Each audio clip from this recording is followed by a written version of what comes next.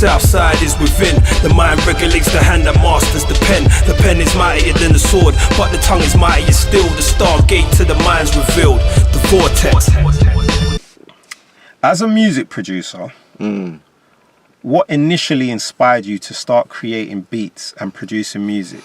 And how has your creative process evolved over time? So, I've always wanted to make beats, right? Because I used to rap when I was younger in high school and that. And I was sick of waiting on people to make me beats. But it never came to fruition, and I went more on the DJ route. And then one day, I'm listening to Little Brother. Yes. Right? I can't remember what album it was. I think it was The Listening. And my brother-in-law, big up the Yard Cat from Bridgetown, Barbados. And I'm listening to it. And he comes into my room, my brother-in-law. And he looks at me, oh, you like Little Brother, yeah? I said, so do I. Yeah, they're dope. Boom. So, fast forward, he gets probably about a month. Fast forward, I'm working with him at Islington Council. And then he goes, you know Little Brother, the group we like? I go, yeah. I'm like, yeah. You know how they made that album? It's him on a program called Fruity Loops. It's me? Fruity Loops. It's him, yeah. It's basically taken all the hardware and made it software. And I have it here for you. Man, just come like that, you know? Yeah, he just came like that. That's him, right? I was like, oh, swear. So I took the CD, went home, and started messing with it. No manual, nothing. Just messing with it. And all my beats were sounding electronic. They were sounding more like, you know what I mean? It didn't sound like what I wanted it to sound like. And then one day, it clicked. And my cousin was with me, and he went, that's it. And then... Oh, that's dope, man. The journey started, yeah. Yeah, because I'm just thinking about my inception with beat making. What was I using first? Like, I remember I was mucking around with, you know, the PlayStation. A lot of people, I had a bro who made sick beats on the PlayStation, Yeah, I made good beats. Yeah. The only thing with that for me is I wasn't savvy enough to transport it properly onto like a platform so you can just sound like the best quality you can make it. Oh right, okay. I don't remember how I done it, but I remember burning them onto CDs. Yeah. And it was just alright, but from there, like you know, the Fruit Loops, the Reasons, and all that. Yeah, that's it. Yeah, exactly. Yeah. Can you share some insight into your music production style and the signature elements that define your sound as DJ Maintain? So, sample based, chopping snares, and a really nice rumbling sub bass. I just try to make music that gives you that feeling of 90s boom bap hip hop. And not like to say I'm copying, but my interpretation of that. Okay. So, you know, when you hear my beat, it's going to give you that feeling in a present day situation. Okay. Yeah, that's what I strive for. Dopeness. I love a boom bap, you know what I mean? Shut up. What are some of the biggest challenges you face as a music producer? And how do you navigate them to continue producing high quality music? The biggest challenges are artists' creative window. So like they could like the beat, but they're not in the space to write to it. You know, and it could be a year before you get something back, or it could be not at all. So I found that the biggest challenge, and I had to stop having, I suppose, a sort of hero complex, or savior complex. Like, I'm going to be the person to bring this artist out of his funk, I'm going to present it. Like, leave them where they are. Yeah. The creative window is shut at the minute. Work with the people that are sending you stuff back within 48 hours. Yeah. A week. Yeah. You know what I mean? And that's what I've done now. And mentally it's helped me a lot. Because when you're hearing nothing back, you're like, are my beats whack? Like, there was the issue. And when no one's confirming anything to you, you're left to assumptions. You know what assumptions do.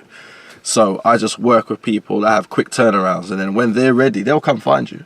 And And they'd be like, yo, bro, you know that pack you sent me? Like, could you send me it again? Or like, or what was the name of it? I'm trying to search for it. And then boom, before you know it, the person you've been waiting on, they're hitting you up with joints. So yeah, that's kind of my process now. Dopeness, man.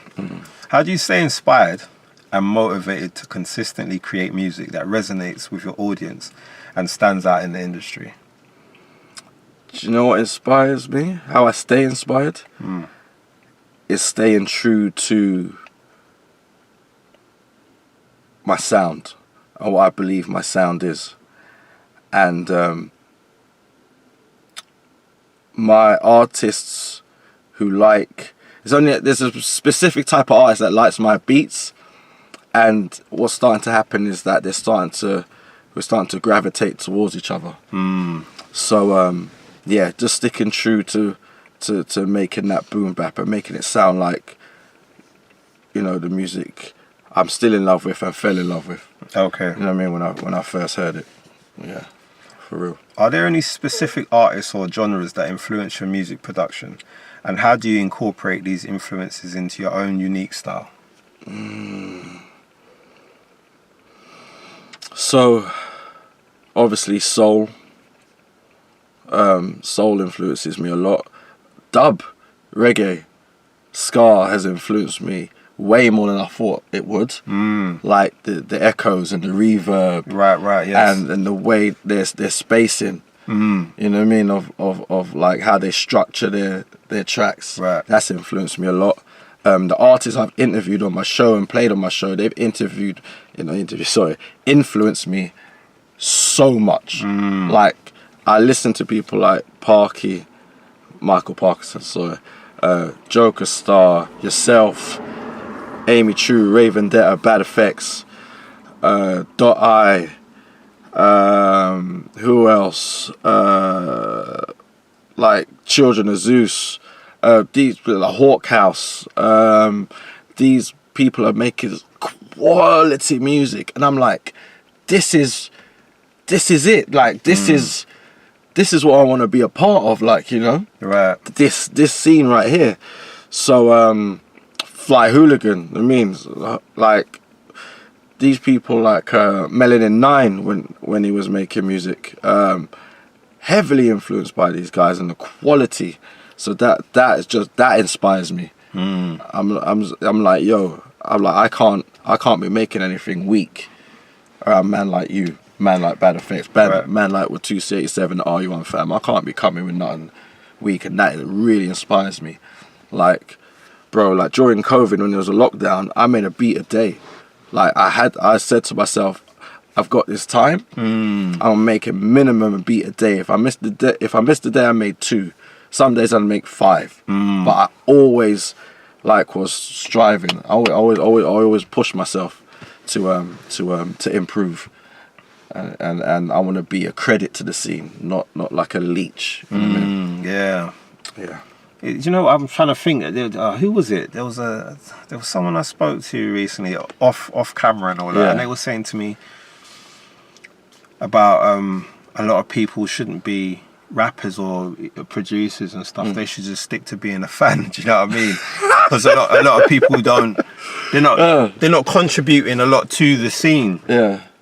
Unlike yourself, you know what I mean? And at first I was a bit like, oh, why would you say that? But then, you know, a lot of the time I think the game is saturated. Like, with a lot of, I don't know, man. Just a lot of people that are just doing crazy stuff within the spectrum of music. Do you know what? What I'd say to that is, it's the advancement of technology. Exactly. So back in the day, if you want to be a producer, you had to have money, or you had to have links like Akai samplers and MPCs and Technics turntables. They cost money. So not everybody was a producer, right? Now you can get a program and you can start tinkering around. That's it. And you're calling yourself a rapper, and you're calling yourself a producer, and same with the DJ game. Yeah. Back in the day, you had to have Technics 12s. Yeah. And a decent mixer. Yeah. Now, down on Serato, and you could DJ on the program, or you can get a little controller for £100 odd, and you got a gig next week. Mad, innit? Yeah, you know what I mean? There's no quality control in certain aspects. No carrying the records, no nothing, bruv. Bro, Yeah. exactly. And if you want to play a cross-genre set, you have to holler at your boys. I've got the hip-hop. I know you're R&B man, I know you're a jungle man, I know you're a dub, reggae, bashment man. So let's all bring our crates together. Yeah. Now, I've got 3 gigabytes of music and I can play it all myself. And it kind of made you know, I've come from that era. I carried vinyl into houses. I was putting wires under carpet at house parties and wiring up speaker. Yeah. I mean, I forgot headphones. So I was using a microphone to cue up tune and then plugging it out to host. And you know what I mean? Like, I'm a laid back guy, but in this instance, I'm not humble about it. Well, I've done the hard graft.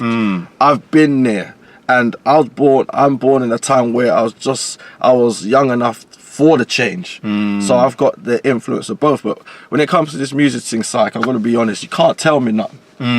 You can't. I've been a sound boy. Yes. You know what I'm saying? Yes. And now I'm in the digital age. I've just brought that background and that grounding into this. And then now I'm just like, there's no situation that I haven't been in. Right. I mean, I've had a deck flop. My brother had his Walkman on his hip. Give me your Walkman. Tape to deck, tape. I did a whole set like that. Right. Like, bro, you can't tell me nothing. I swear. Yeah, I'm thinking, how does that work? Yeah, bro, like, boom, the jack to RCA into the mixer. Wow. Yeah, play the tune, and then once I got it on the tape, I can beat match it with the deck. Right. So then mix. I couldn't mix from tape into the vinyl, but I can mix from tape to vinyl. Yeah, you get what I'm saying? Yeah, man. I couldn't go the other way. I could only mix the vinyl into the tape. I couldn't mix the tape into the vinyl. So yeah. And yeah, the place still bubbling. Yeah, still at the place. People, I remember, never forget, it was a house party. I can't remember where it was, like Wembley.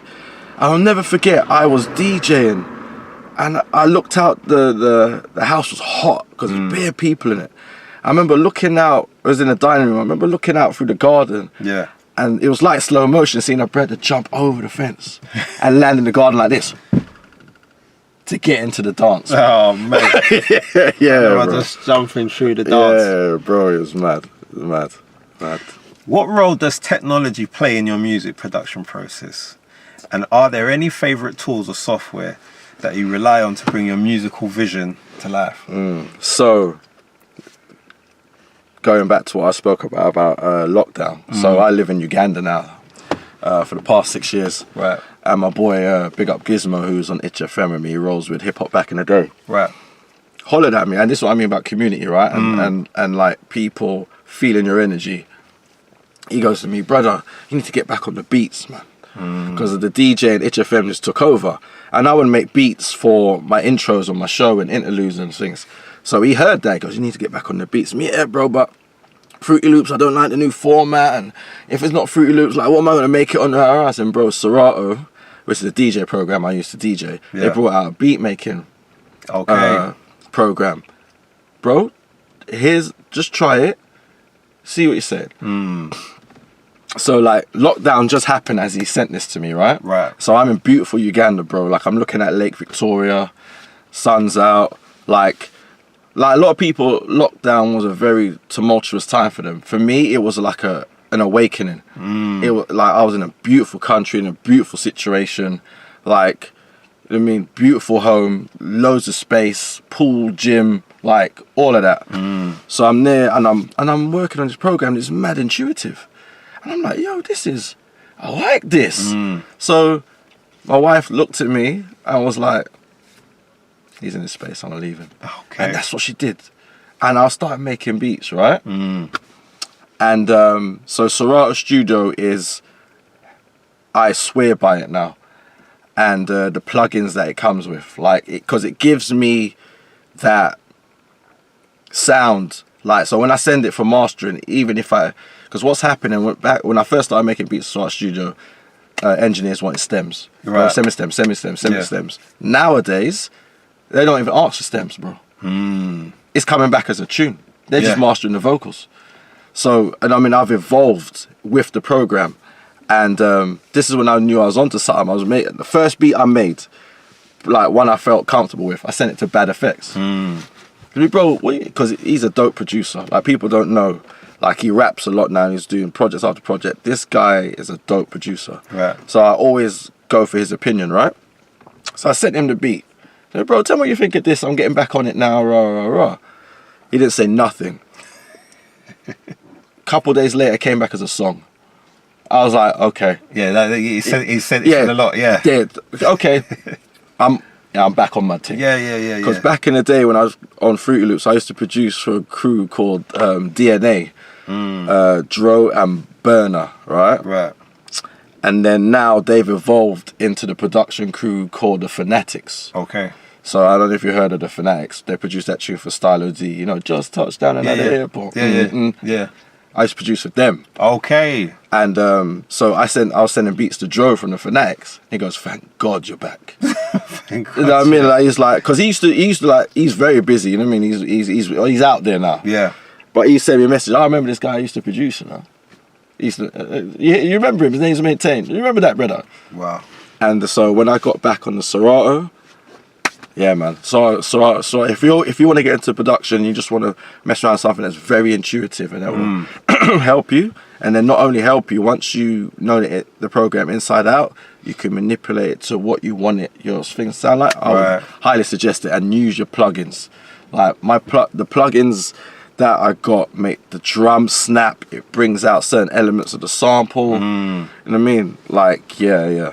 Serato Studio. To be fair, I never heard of Serato because I've been at the production side for a while now. But you know, currently I'm trying to build rebuild a studio. Not really more so for me, but for my daughter, because she's very, very talented. That's blessed. And you know, I just want her to.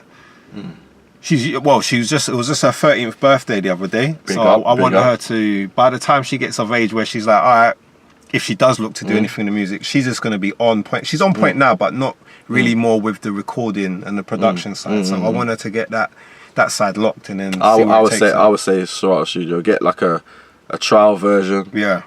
Let her run with it for 30 days or however long the trial version lasts, and see what she thinks. But because I looked at it, Serato teacher, and I'm more like, I want to use Reason, I want to use that. But I'm a big advocate now of whatever works for you. Yeah. If it's the PlayStation, if it's Serato, if it's Reason, if it's Pro Tools, if it's Ableton, whatever works for you. Yeah.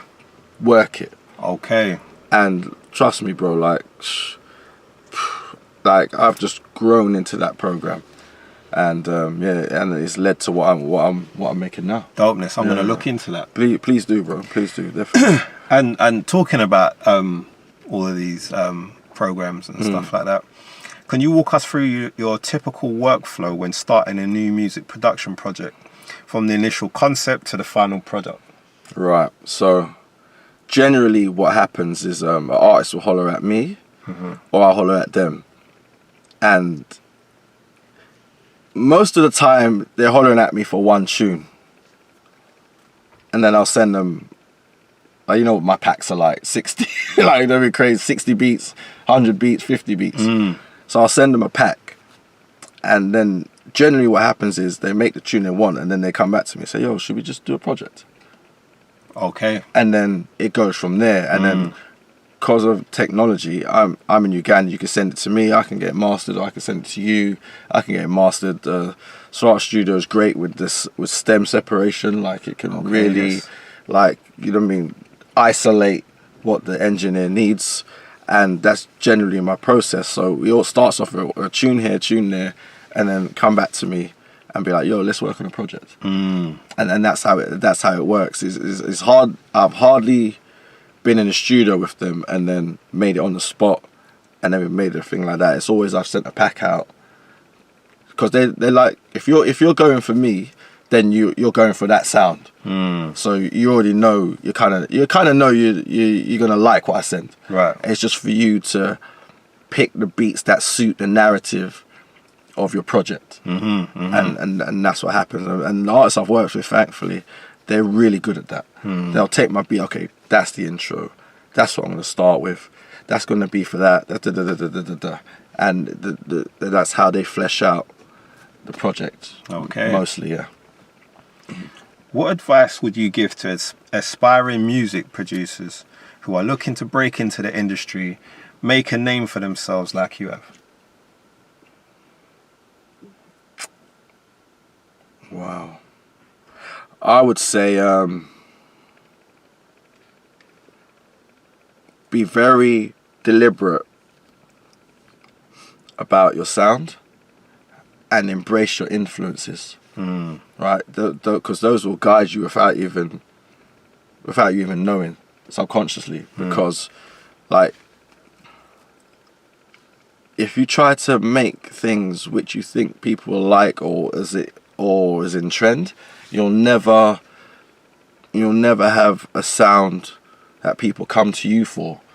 They'll come to you for a moment in time, and when that moment's passed, then what you gonna do? Like, be true to yourself and your influences, and whatever program works for you. Just to touch back on like what we just said previously, whatever program works for you, regardless of what it is, rock with it. Right. And learn that program inside out, and like, you know, experiment with it. Like, yeah, reading manuals are fine, but I've always got into the program, learned it inside out, and then read the manual. Yes. You know what I mean? I've always done that, and I've found that when you do it like that, you do things, because if you read the manual, then you might just produce from A to B. But because I haven't read the manual, I've gone to A to E to F, back to B, and then C, and got even better sound. So I would say, yeah, just be dedicated to it and be true to your influences and the sound that, you know, the genre you want to produce. You know what I mean? Whether it's boom bap, whether it's trap, or whatever it is. But you know what I mean, whoever influences you and whatever you're feeling, because when you make beats from passion, you won't stop. If you're making it to kind of suit the time, you're just waiting for whatever's hot, and then you jump on it. You know what I mean? You won't get that flow. Like I could after this, I could go back in the crib and just start, and I could be there all day, because I would do this even if I wasn't making music. Right. You know what I mean? That's I think that's what the difference is, and people can hear it in my music. I literally made beats with no intention of nothing. For the love. Yeah, for love. There was a period where like, I wasn't doing it for no one. I was just doing it to like learn and keep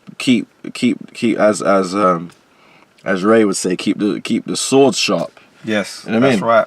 And I would do this regardless. I DJ regardless. I'll be in my room with headphones on, practicing scratch patterns. I'll always be like that. So, you know, I'm not saying everybody should do that, but you know, it does help. What you're saying is true, bro, because I find a lot of people nowadays, well, not amongst my peers, but I find a lot of people are lacking authenticity. And like you mentioned the word passion, like those things are what's supposed to spur you on first. Yeah. Do you know what I mean? And like you said, keeping the sword sharp. I like to call it the dojos. You know what I mean? You got to go back in the dojo and just, you know, test yourself out, keep yourself supple, keep yourself sharp. A lot of people are not doing that, and a lot of people just want to get on. So, like you said, they're trying to create or be in that circle of what's current. I put the quotations of what's current. So that's a lot of people still. But what do you hope to achieve through your music production career, and how do you envision your music impacting listeners and the industry as a whole? Do you know what, right? I want my music to reach people that like the music we like. So I want to bring everybody with a similar music taste together under one event space, room, whatever. I just want it to reach the heads that are like me, and wherever it goes from there, it goes. But if it stays there, I'll be more than happy. Like, I want to show people that there's strength in being independent and doing it yourself, and being true to your sound. Like, I'm not doing this because, you know what I mean, I think I'm gonna make £1 million or whatever. I'm doing this because it's more like, yo, I want you to know I'm sick with this. Right. Yeah? Yeah. I want you to bump it when you're walking to the train station when you got your headphones on. Or I want when you're with your peers that like the type of music I make. Oh, listen to Maintain's new thing. Boom, and put that on. That's what I'm striving for, and that's always been what I'm striving for. And if it goes beyond that realm, I'll embrace it, of course. But right now, I want people that like the same type of music I grew up listening to and the music I'm making now to mess with it. And I want that to be all four corners of the UK or all four corners of the globe eventually. But that's what I want, really. I mean, the rest will come if whatever the rest may be. Yeah. It's the real recognised real factor, isn't it? Yeah, man? yeah, exactly. Perfect, man. Yeah, man, exactly.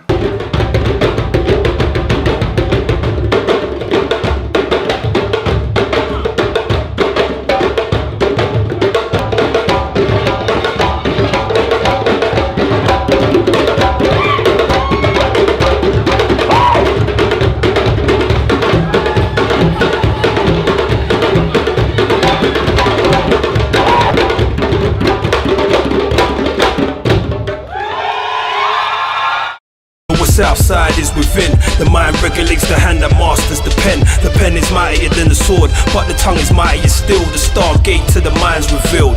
The vortex.